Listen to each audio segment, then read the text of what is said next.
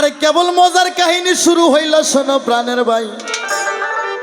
হ্যাঁ, যে আদম না হইলে পৃথিবীর একটা মানুষের বাচ্চাও জন্ম নিত না, সেই আদি আদমের দুঃখের কাহিনী আমি আজকে করব বর্ণনা।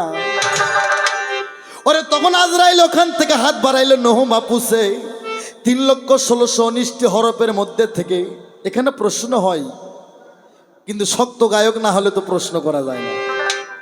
এই 3,16,19 হরফের মধ্যে থেকে এমন একটা হরফ আজরাইল টান দিয়ে নিল,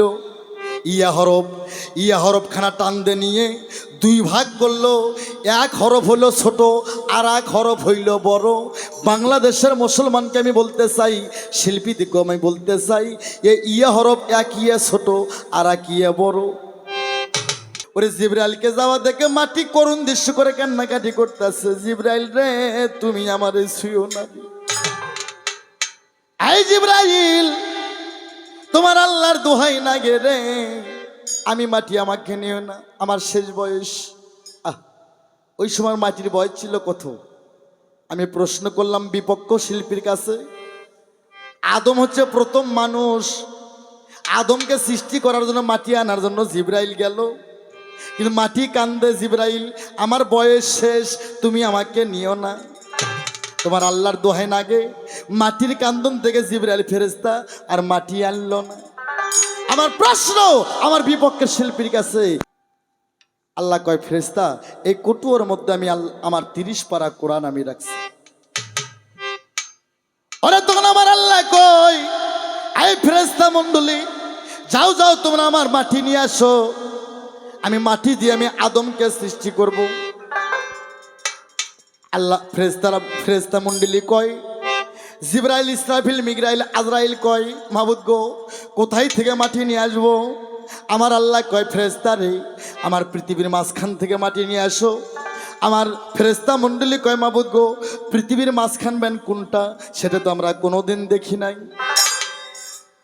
আমার আল্লাহ কইতাছে ফেরেশতা রে তোমরা যাও রে, যেখানে দেখবো আমার আরশের ছায়া পড়ছে রে, ওটাই পৃথিবীর মাঝখান হবে। বাবা আরশের ছায়া কোথায় পড়ে? মক্কা ঘর। এই কাবা ঘরটা পৃথিবীর মাঝখান। এই পৃথিবীর নাবি সেটা হচ্ছে কাবা ঘর। আল্লাহ কয় ফেরেশতা এই মক্কাই থেকে আমার মাটি নিয়ে এসো। ওরা তখন ফেরেশতা প্রথম গেলেন জিবরাইল মাটি আনার জন্য, আদমকে সৃষ্টি করবে। ওরে জিবরাইলকে যাওয়া দেখে মাটি করুণ দৃশ্য করে কান্নাকাটি করতেছে, জিবরাইল রে তুমি আমারে ছুঁয়ো না। এই জিবরাইল, তোমার আল্লাহর দোহাই না গে রে, আমি মাটি আমাকে নিও না, আমার শেষ বয়স। ওই সময় মাটির বয়স ছিল কত? আমি প্রশ্ন করলাম বিপক্ষ শিল্পীর কাছে। আদম হচ্ছে প্রথম মানুষ, আদমকে সৃষ্টি করার জন্য মাটি আনার জন্য জিবরাইল গেল, কিন্তু মাটি কান্দে, জিবরাইল আমার বয়স শেষ, তুমি আমাকে নিও না, তোমার আল্লাহর দোহাই নাগে। মাটির কান্দন থেকে জিবরাইল ফেরেশতা আর মাটি আনলো না। আমার প্রশ্ন আমার বিপক্ষের শিল্পীর কাছে, তাহলে আমি যে প্রশ্ন করছি জিবরাইল ফেরেশতা মাটির করুণা কান্নাকাটি দেইকা থুই আসলেন, মাটি কয় ফেরেশতা রে তোর আল্লাহর দোহাই লাগে, আমার শেষ বয়স, এই বয়সে আদমকে তৈরি করলে আমি আদমকে খেটে খাওয়াতে পারবো না। এই ফেরেশতা তোর আল্লাহর দোহাই না গে গো তুমি আমারে ছুঁয়ো না। মাটির কান্না দেইকে ফেরেশতার মন গইলা গেল। ফেরেশতা জিবরাইল ফিরে আসলো। আমার বিপক্ষের শিল্পীর কাছে আমার প্রশ্ন, ওই সময় মাটির বয়স কত বছর ছিল? কোরআন মোতাবেক জবাব করবা।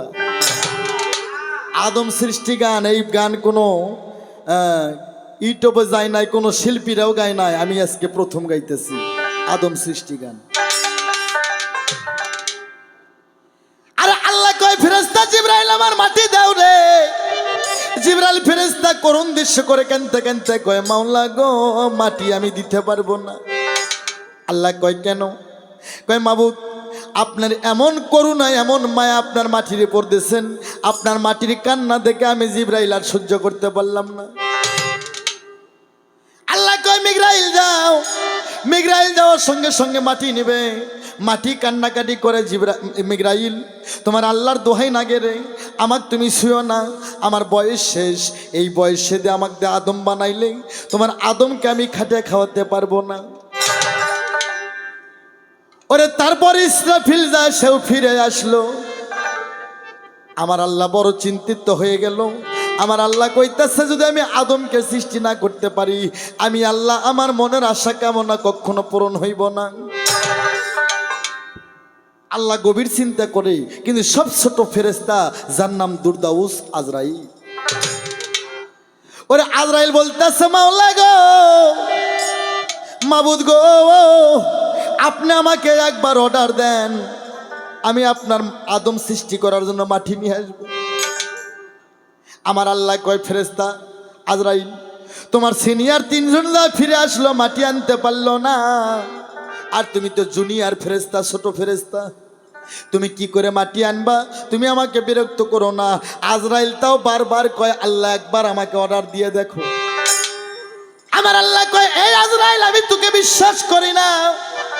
আমি কি করে বিশ্বাস করব তুই আমার আদম সৃষ্টি করার মাটি এনে দিবি? ওরে তখন আমার আজরাইল কয় মাবুদ গো, আপনি কি করলে বিশ্বাস করবেন আপনার মাটি আমি এনে দিতে পারবো? ওরে তখন আল্লাহ বলে এই আজরাইল, তোমার দেহের মধ্যে থেকে যদি কোনো বস্তু আমার কাছে বন্ধক রাখতে পারো, তাহলে আমি আল্লাহ বিশ্বাস করব তুমি মাটির আদম নিয়ে আসবা। এই কথা না কওয়ার শোনে, শোনো প্রাণের ভাই, জিবরাইল ফেরেশতা তখন করে তখন আজরাইলের কথা শুই না আল্লাহ পাকে কই, এমন একটা জিনিস তুমি বন্ধক রাখো না। জিবরাইল নিয়া কথা কান্দে বারে বারে, নয়নে লাগে যারে, আর তারে কি আর ভুলিতে না পারে।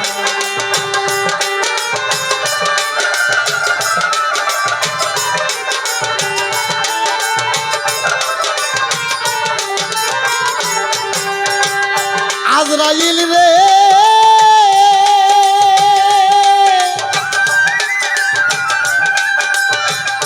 আল্লাহ পাকের কাছে আজরাইল কইরে বিনাইয়া কি জিনিস বন্ধক রাখিব মাওলা দেও না কইয়া, তাও তোমার মাটি আমি দেব আনিয়া। আল্লাহ তখন চিন্তা করে ভাই কুরসি বসিয়া, যে যাহারে পাশে ভালো যায় কি ভোলা তারে, নয়নে লাগে যারে, আর তারে কি আর ভুলিতে না পারে।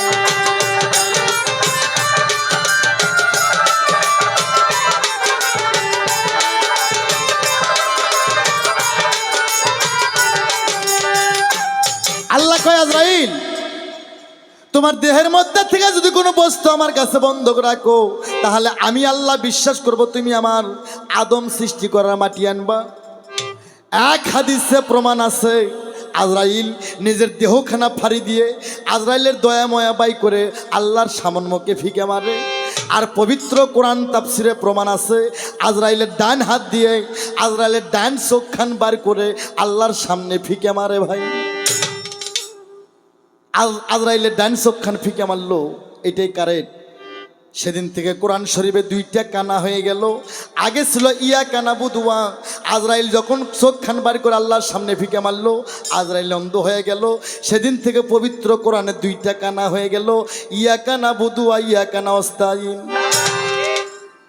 আমার ভাইরা রে, আজরাইল চোখ বন্ধক হয়ে যখন মাটি আনতে যায় মক্কা নগরে, আজরাইল মোশেবার মাকরেব দুই জায়গাতে দুইটা পা রাখলো। আজরাইলের নাভিটা মক্কার ওপর পড়ে গেল। আজরাইলের আসমান জমিন চেহারা, আসমান জমিন আজরাইলের চেহারা ভয়ঙ্কর চেহারা। আজরাইল যখন মোশেব মাকরেব পর্যন্ত দাঁড় হইল, মোশেবার মাকরেব যেখান থেকে বেলা উদয় হয় আর যেখানে বেলা ডোবে সে দুই জায়গায় আজরাইল পা রাখলো। আজরাইলের নাভিটা থাকলো মক্কার উপর। ও আজরাইল কয় আমি মাটি নিব রে। আরে তখন মাটি করুণ দৃশ্য করে কান্না করতেছে, আজরাইল রে তোমার আল্লাহর দোহাই লাগে, আজরাইল তুমি আমাকে ছুঁয়ে না রে। এই আজরাইল আমার বয়স নাই, আমি মাটি, আমার বয়স শেষ। এই বয়সে যদি আমাকে দিয়ে তোমার আদম বানাই, তোমার আদমকে আমি খেটে খাওয়াতে পারবো না। ওরে তখন আজরাইল কয়, এ মাটি আমি তোর কোনো কথাই শুনবো না। এ মাটি তোর কান্দ না, আমি আজরাইল আমার হৃদয় গলে না। তুই যে আল্লাহর দোহাই আমাকে দিচ্ছিস, সেই আল্লাহর কাছে আমার চোখ বন্ধক থুইয়াছি, তুই দেখতেছিস না? আমি কোনো দোহাই মানবো না, তোর আল্লাহর দোহাই মানবো না। আমি আজরাইল তোর মাটি আমি নিব। ও আজরাইল যখন থাপা মারে, খপ করে মাটির হাত এবার আজরাইলের হাতখানা কে যেন টানিয়ে ধরে। ভাই এই জায়গায় আমি জিজ্ঞেস করলাম পাল্টিদার শিল্পীর কাছে, হ্যাঁ আজরাইলের হাতখানা কে বা টানিয়ে ধরলো? আদমই বানায়নি, মানুষের জন্মই হয়নি। মাটি যখন থাপা দেবে, মাটি নেবে, ওই সময় কে যেন আজরাইলের হাত টানে ধরল। যখন আজরাইলের হাত টানে ধরে, আজরাইলের হাত তুলতে পারে না। আজরাইল কয় আমার হাত ছেড়ে দাও, আমি মাটি নেব। আল্লাহর কাছে আমি ওয়াদা দিয়ে আসছি, আর আল্লাহর কাছে আমার ডান চোখ বন্ধক থুয়ে আসছি। আমার ভাইরা রে, ওরে তখন ওই ব্যক্তির সঙ্গে আজরাইলের কথা হইল, ঠিক আছে মাটি, আমি মাটি আমাকে নেই, কোনো সমস্যা নাই, কিন্তু আমার কাছে তোর আল্লাহকে ওয়াদা করতে বল, আমাকে যে মাটির আদম বানাবি, তোর আদম যখন মারা যাবে, তোর আদমকে আবার আমার মধ্যে দিতে হবে। আমার আজরাইল রে ওখান থেকে আল্লাহর কাছে ফরিয়াদ করে, মাওলা গো এমন প্রশ্নের জবাব আমি কেমন করে দেব? ওরে তখন আল্লাহ কয়, মাটি রে, এ মাটি ঠিক আছে, আমি আল্লাহ কথা দিলাম রে, আমার আদম বানাবো তুই মাটি দিয়ে, কিন্তু আমার আদমের যখন বয়স শেষ হবে, আমার আদম যখন পৃথিবী থেকে শেষ নিঃশ্বাস ত্যাগ করবে, আমি আল্লাহ কথা দিলাম এই আদমকে আবার তোমার মধ্যে দেওয়া হবে। মাটি কয় ঠিক আছে আজরাইল আমাকে নেও। ও আজরাইল রে, মুসেবার মাকড়ে পা রাখলেন নাবিখানা মক্কার ঘরের ওপর, মাটি থাপা দেবে। তখন মাটি আবার কয়, আজরাইল তোমার আল্লাহর দোহাই নাগে আগে আমাকে ছুঁয়ো না। বলে কেন? বলে আমাকে নেও, কোনো দুঃখ নাই। কিন্তু মাটি কয়, আজরাইল রে তোমার আল্লাহর দোহাই থাকলো, আমি মাটি, আমার শীতেনে পোতেনে পা রাখে তুমি আমাকে নিতে পারবা না। ওরে আজরাইল তখন ক্লান্ত হয়ে যায়, কয় আল্লাহ গো মাটি আমাকে বারবার কেন তো ঝামেলায় ফালাই, আমি মাটির শীতেনে পোতেনে পা রাখে মাটি নিতে পারবো না। ওরে তখন আজরাইল বড় চিন্তায় পড়ে গেল। আমার আল্লাহ কয়, আজরাইল রে ঠিক আছে, তোমাকে মাটির শীতেনে পোতেনে পা রাখে নেওয়া যাবে না, তুমি ওখান থেকে হাত বাড়াও, আমার ইল্লে মুকাম জান্নাতুল ফিরদাউস বেহেশতের মধ্যে নহমা পুষে আমার 30 পারা কোরআন আছে, 3,16,19টি হরফ আছে।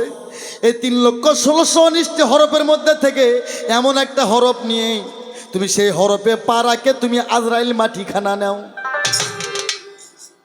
আরে কেবল মজার কাহিনী শুরু হইল, শোনো প্রাণের ভাই।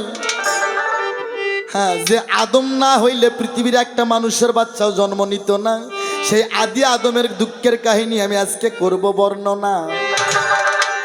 ওরে তখন আজরাইল ওখান থেকে হাত বাড়াইল নহমা পুষে 3,16,19টি হরফের মধ্যে থেকে। এখানে প্রশ্ন হয়, কিন্তু শক্ত গায়ক না হলে তো প্রশ্ন করা যায় না। এই 3,16,19টি হরফের মধ্যে থেকে এমন একটা হরফ আজরাইল টান দিয়ে নিল, ইয়া হরফখানা টান দিয়ে নিয়ে 2 ভাগ করলো। এক হরফ হইল ছোট, আর এক হরফ হইল বড়।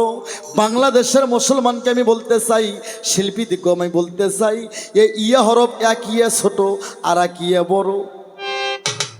হ্যাঁ, এই 2 হরফের ওপর পা রাখবে, পা রাখিয়া এখন মাটি নেবে। ইয়া হরফের জবান খুলে যায়, ইয়া হরফ কইতাছে আল্লাহ গো তোমার আজরাইলকে মানা করো, আমার ওপর পা রাখে জানি মাটি নেয় না। আল্লাহ কয় এটা আবার কেমন বলো? ইয়া হরফ কয় না মাবুদ, কোরআনের 3,16,19টি হরফ থাকতে আমি ইয়া হরফ আমার কি অপরাধ? আমার কেন তোমার আজরাইল এবার টান দে ছিঁড়ে 2 খণ্ড করলো? আমার কি হবে? ওরে তখন আমার আল্লাহ নিজে কয়, ইয়া হরফ তুমি চিন্তা করো না, আমার যতগুলো হরফ আছে সবচেয়ে তুমি ইয়া হরফ হবার দামি। তার কারণ আমি আল্লাহ আমার 99টা নাম, আমার 99টা নামের আগে তুমি ইয়া হরফ থাকবা। বাবা জয়নাল বয়তি গান গাওয়া তো সহজ না বাবা। মোবাইল থেকে 2-4টে গান শিখে এখন শালারা শিল্পী। শিল্পী হতে গেলে কোরআন জানতে হবে বাবা। এই ইউটিউব থেকে ডাউনলোড দিয়ে গান শিখে খালি দেখে শিল্পীরা যে কার নতুন গান আলো, ওই শালাগক শিল্পী কয় না। শিল্পী হতে গেলে কোরআন হাদিস জানতে হবে, পালা জানতে হবে, তত্ত্ব জানতে হবে, সাধন ভজন করতে হবে। আল্লাহ কয় ইয়া হরফ তুমি চিন্তা করো না, আমি আল্লাহ আমার 99টা নামের আগে তুমি ইয়া হরফ থাকবা। এই জন্য আল্লাহ 99 নামের আগে ইয়া সাত্তারু, ইয়া জুব্বারু, ইয়া খালেকু, ইয়া মালিকু, ইয়া কুদ্দুসু, ইয়া জালালু, ইয়া করিমু, ইয়া রহমান, ইয়া রহিম, ইয়া আল্লাহু।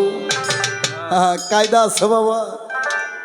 ওরে যখন এই ইয়া হরফের টাইটেল দিল আল্লাহর নামের আগে, তখন আজরাইল প্রস্তুত হয়ে গেল, এখন মাটিকে থাপা মারবে রে। ওরে দুঃখের কথাগুলো কেবল গেল শুরু হয়ে যায়। এ বাংলাদেশের মানুষ, দেশ বিদেশের মানুষ, এ মাটির হাত থেকে কেউ রেহাই পাবে না। ওরে মাটি জোরে জোরে কান্দে গো। এ আজরাইল তোমাকে আমি আবার দোহাই দেই, যত সলসা তুরি করো তুমি আমাকে নিও না। আজরাইল কয় মাটি তোর কান্দন আমার মন গলে না। হ্যাঁ এই তুই যত দোহাই দে আমি তোকে ছাড়বো না।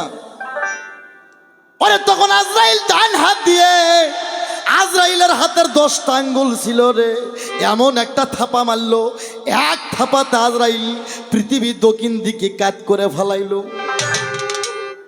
কোরআনেও আছে, বৈজ্ঞানিকরা বলতে পারবে পৃথিবীর দক্ষিণ দিনে কাত। সৃষ্টির মূলে দক্ষিণ দিকে কাত ছিল না, আজরাইলের থাপাতে পৃথিবীর দক্ষিণ দিকে কাত হয়ে গেছে। আমার ভাইরা রে, এমন থাপা দিল পৃথিবী দক্ষিণ দিকে কাত হয়ে যায়। আর ওই থাপাতে একটা দরিয়া হয়ে গেল। আজরাইল আসমান জমিন তার চেহারা কন্ত ভাই, যে আজরাইলের সূর্য যেখানে ওঠে আর যেখানে ডোবে, সেই দুই জায়গাত পাও নাবিটা মক্কার ঘরে এমন থাপা মারছে, ওই দরিয়ার মধ্যে আজরাইল আর থাপায় না। এক হাদিসে প্রমাণ আছে আজরাইল কঙ্করাস রূপ ধারণ করছে। কঙ্করাস মানে হাঁস, হাঁস রূপ ধারণ করছে। আর এক হাদিসে প্রমাণ আছে আজরাইল কাকড়া রূপ ধারণ করে ওই রহর দরিয়ার মধ্যে মাটি খুঁজতে আছে। আহা, দুধ যেমন জাল করলে সর পরে, সর যখন টানে, সর কি এক সাইড থেকে আসে না চতুর সাইড থেকে আসে? চতুর সাইড থেকে মাটি টানতেছি। মাটি যতই টানে সুতোর মতন মাটির নহর ছুটে যায়, ও মাটির নহর কখনো আর ভাঙ্গে না। আমার বাইরা রে, এতই টানতেছে মাটি খালি সুতোর মতন ওপর মুখে যাচ্ছে, কিন্তু মাটিটা যে খণ্ড করে নেবে এ খণ্ড আর আজরাইল করতে পারে না। মাটি টানে খালি আসমান মুখে উঠে যায়।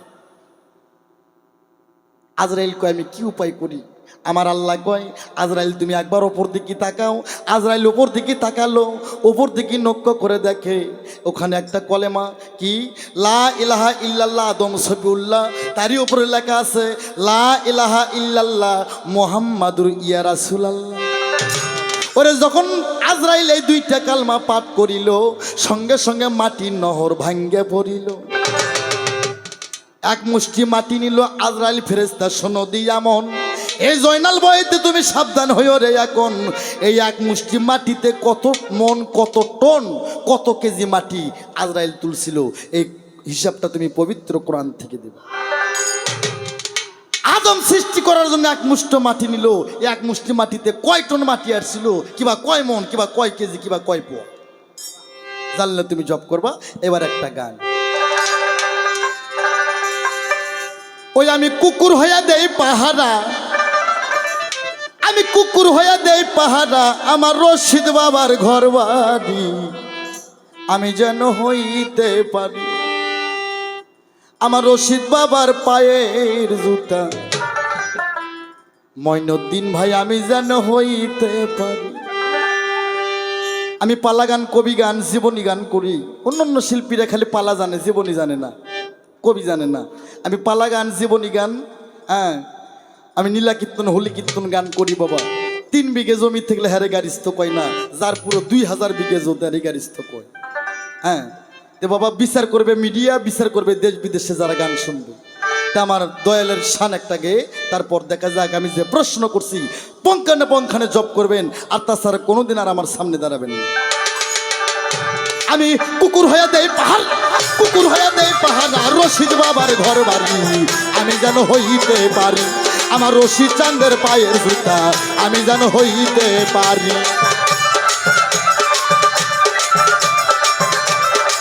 আব্বা আমার রশিদ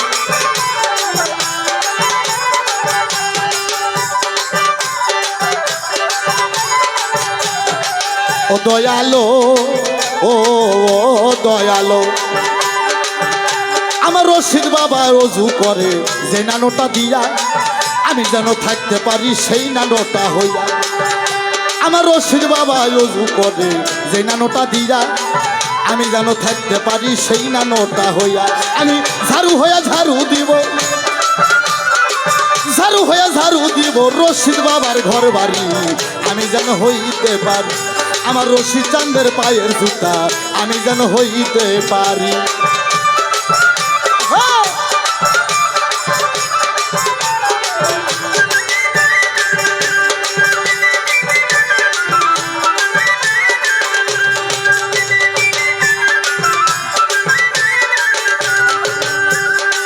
ও দয়ালো, ও দয়ালো,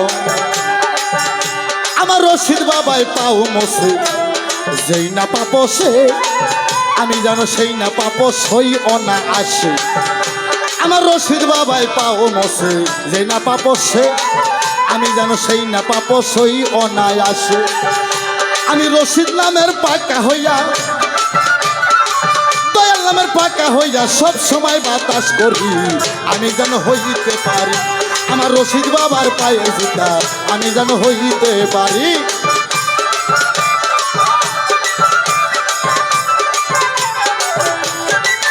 আব্বা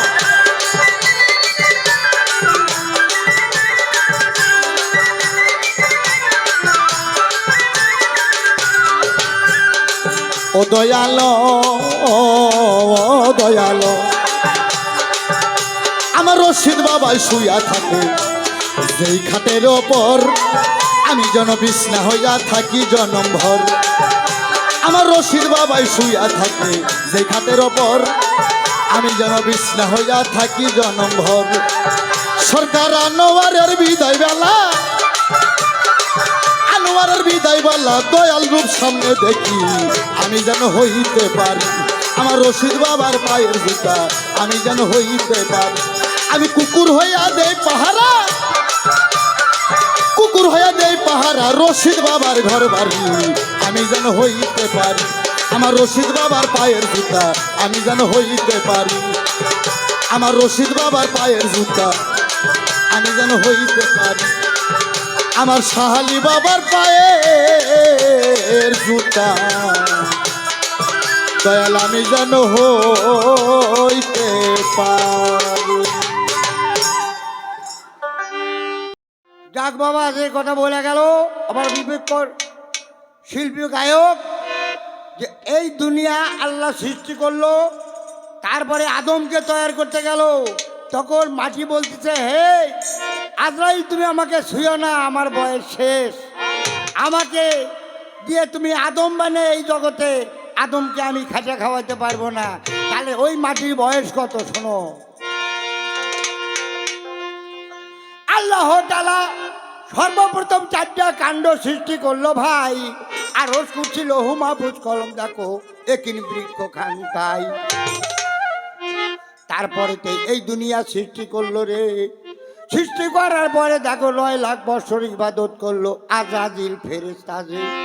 আল্লাহর কাছে বলছে সুবহানাল্লাহ হে মাবুদ, তাই এই দুনিয়া সৃষ্টি করলে তুমি এখন আদমকে না বানালে দুনিয়ার কোনো সম্মানের অভাব নয়। 9 লক্ষ বছর ছিল মাটির বয়স। তার কারণ 9 লক্ষ বছর ইবাদত করছে আজাজিলে, তাই তারপরে আদমকে সৃষ্টি করছে এই না দুনিয়া। ও ময়না রে,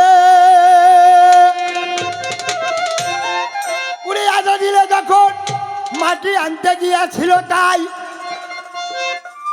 ওই টাইমে দেখো 90 গজ নিচু হয়ে গিয়েছিল। দেখো ওই গর্তখানা ভাই,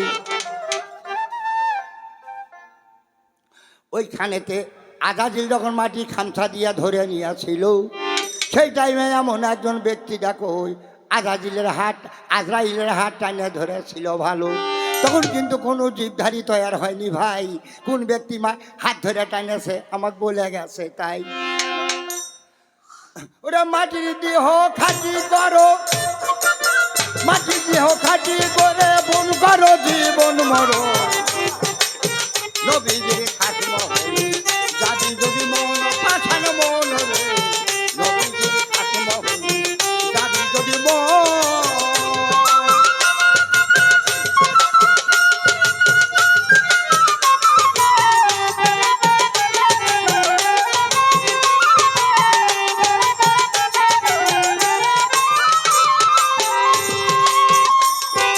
দেখো এবার মাটির জাতি, ওই যাকে বলি মাগো খাতি, মায়ের মতো এমন বান্ধব ওরে কেউ নাই এ জগৎ যেমন, ওরে মায়ের মতো জগৎ ভাইরে কেউ পাবে না গো কত, করো জীবন মরণ, ওরে মাটি দেহ খাটি করে করো জীবন মরণ,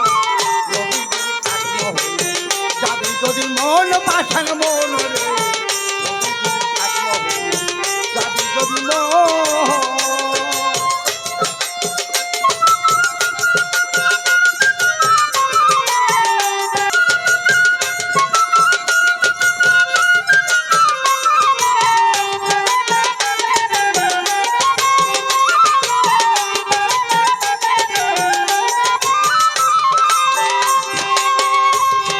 বলছে কথা শুনি ভাই, ওরে কতখানি মাটি চাই, ওরে আজরাইলে ধরে খাঁচা, এবারে আমি বলে যাই,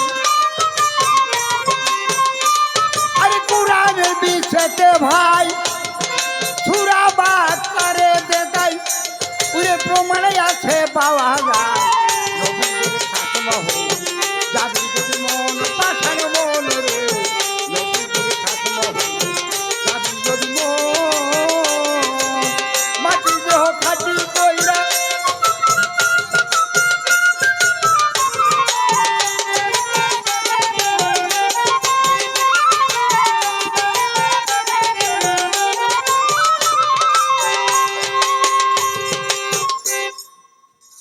এই যে আজরাইলে যখন মাটির খামসা দিয়েছিল, 16 বুয়া মাটি নিয়েছিল খামসা, ওই 10 ট্রাকও নয়, 60টা হাতি বলের মাটিও নয়, 16 বুয়া মাটি নিয়েছিল। আর হাত টানে ধরছিল কে? ওই টাইমে মাটির একটা সর্দার আছে যাকে বলে মাটি আকায়া, যেখান থেকে আদম জাতের সিজদা, 5 ওয়াক্ত নামাজ, পাঞ্জেখানা নামাজ, হিন্দুগিরে ভক্তি, ভক্তিগিরে সিজদাও সেটে, ওখান থেকে উনি সিজদায় পড়ে টানে টানে ধরছে, এই আমার বউ খালি করে নিয়ে যাচ্ছ, আমি মাটি আকায়া, আমার সাথে অদা করে যেতে হবে, আমার মাটি নিয়ে গেলে আমার বউ যেমন খালি করে নিয়ে যাচ্ছিস, এইরকম আমার বউ পূরণ না করা পর্যন্ত আমি তোর হাত ছেড়ে দেবো না। এই জায়গাতে ওনার কথাই আমি শেষ করিলাম ভাই।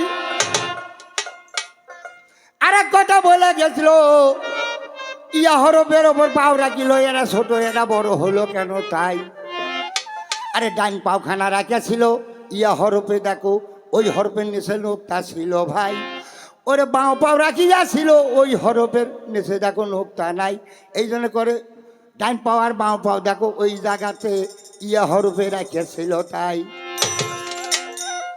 আরে শোনো শোনো শোনো বাছাই, আমি তোমারে জানাই, আমি কিন্তু বেশি কথা বলতে পারবো নাই। এইবার মাটি যখন নিয়ে যায় রে ভাই, ওই রাস্তার মধ্যে যায় এমন একজন যুদ্ধ বাজে গেল ওই আজরাইলের সাথে। তাই সেই আজরাইলের সাথে যুদ্ধ যখন বাজে গেছে ভাই, আজরাইলে মারামারি করতে দেখো হাতের মাটি পড়ে যায়, এই মাটির সাথে ওই মাটি তখন মিশে যায়। আর এই মাটিগুলোই আবার আজরাইলে কোন চিহ্ন পায়া মাটি ধরে নিল, আর সেই মাটি নিয়ে যায় দেখো কোন জায়গাতে প্রথম রাখিয়া দিল। আর শুধু ওই মাটি দ্বারাই দেখো তো আদম গড়াবে কেমন করে ভাই? মাটিগুলো ফিনিশিং না করা পর্যন্ত আদম তো গড়ান যাবার নয়। আমার জিজ্ঞাসা থাকলো এই জায়গাতে সোনার চান গৌ কি দিয়ে মাটিটা বাছাই করে নিল? যদি বলো একটা চালান দিয়ে বাছাই করছে, আমার এই জায়গাটা জিজ্ঞেস রয়ে যায় সেই চালুনের কয়টা ছিদ্র কয়টা বান্ধন ওই চালুনখানার তাই। আর সেই মাটি ছানার পরে মাটি যখন বাছাই হইয়া যায়, বাছাই হইয়া যাওয়ার পরে তার ভিতর থেকে 6টা আখির বাড়ি হইয়াছিল, একটা 6টা পাথর বাড়ি হইয়া যায়।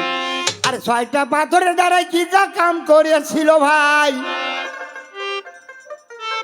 আর এই 16 পোয়া মাটির মধ্যে আমও নাকি জানি আরো কিছু মাটি বাদ রাখিয়া তার দ্বারাই এই দুনিয়ায় কিভাবে পয়দা করছে মালিক সাই। আর কয় পোয়া মাটির দ্বারাই আল্লাহ আদম দেহ গড়ায়। এই জায়গাতে আরো একটা কথা রইয়াছে, এই যে একজন আদমের আওলাদ আমরা জানেন সবাই, তাই কালো গরু শ্যামা বর্ণ কেন হইয়াছিল আমি এবার জানতে চাই। ওরে নামে হেতে না গাই সবে মেরে ডুবি রামে না গাই সবে মেরে ডুবি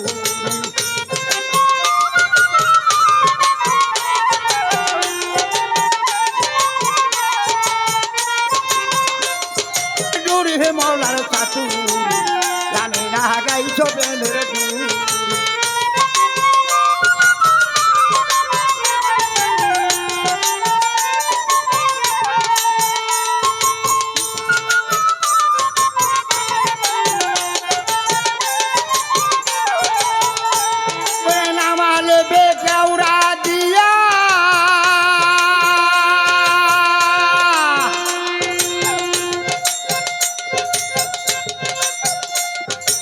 মাহালে বেহদাউরা দিয়া জগৎ ধানে যাও বুঝায়া, আয় করছে মাওলা নামের বাহাদুরি মাওলার সাথু রামে না গাই সবে মেরে ডুবি।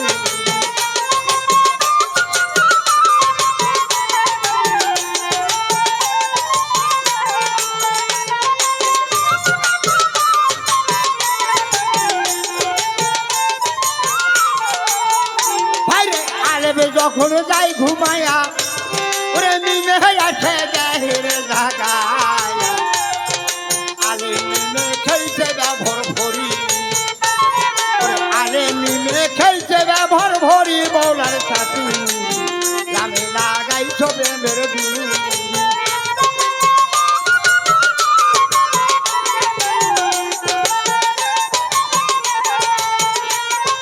শোনো হয় আমার আনোয়ার মিয়া,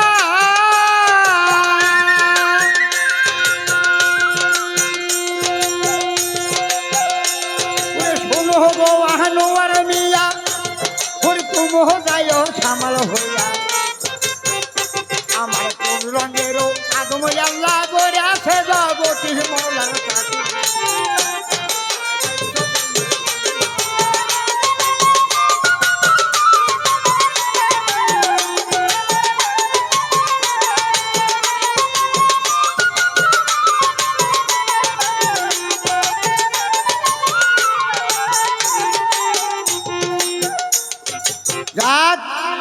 এই জায়গায় আমার কথা যে আল্লাহ নূরে নবী পয়দা, নবী নূরে 18,000 মুখলুকাত পয়দা, সবাই নূরেরই আলো। আচ্ছা, এই যে আমাদের আদম আলাইহিস সালামকে যে আল্লাহ তাআলা তৈরি করছে, আমরা তার আওলাদ, কেউ কালো কেউ গোরো কেউ শ্যামা, কিন্তু আমার আদম আলাইহিস সালাম কোন রঙের ছিল এবং সেই রঙটা কোরআনের মধ্যে তার প্রমাণিত রয়েছে। আমরা যত আওলাদ আছি, কালো হই গোরো হই শ্যামা হই যাই হই, কিন্তু আদমের রঙের কিন্তু কালো গোরো নাই। সেই রঙটা কোন রং সেটা আদমের আওলাদের কোন জায়গায় আল্লাহ দিয়ে রাখছে। এই পর্যন্ত যাই রাখিলা বাবা ধীরে ধীরে বুঝাও আখিরি বলার